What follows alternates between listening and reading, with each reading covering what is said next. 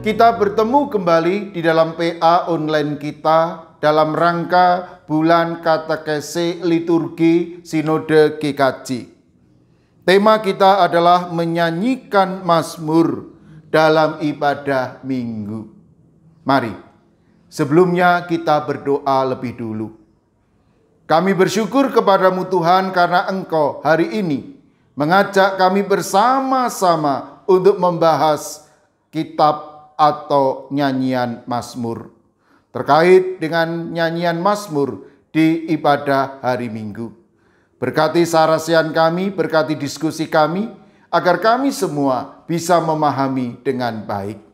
Di dalam nama Tuhan Yesus kami berdoa, amin. Saudaraku yang terkasih di dalam Kristus, sudah lebih dari 10 tahun Sinode GKJ menggunakan leksionari. Ada 4 bacaan. Bacaan pertama Perjanjian Lama, Mazmur Tanggapan, bacaan kedua surat-surat, dan bacaan Injil. Terkait dengan Mazmur Tanggapan, ada 2 praktek di dalam umat GKJ. Ada yang menyanyikan, ada yang dibacakan. Mari, hari ini kita akan membahas hal itu lebih dalam. Seorang bernama Paul P. Poli mengatakan bahwa mazmur adalah kitab yang frekuensi penggunaannya sangat tinggi. Sebab kitab-kitab mazmur hampir dalam setiap minggu selalu ada saja yang dinyanyikan atau dibacakan.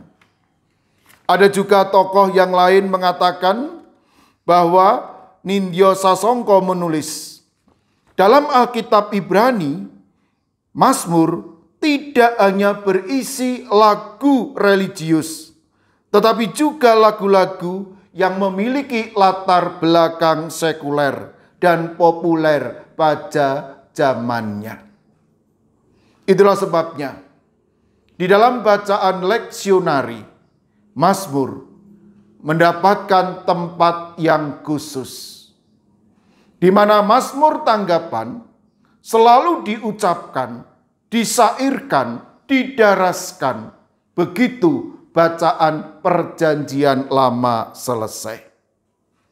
Dalam sebuah penelitian GKJ, ditemukan suatu kenyataan bahwa 75% GKJ tidak menyanyikan mazmur.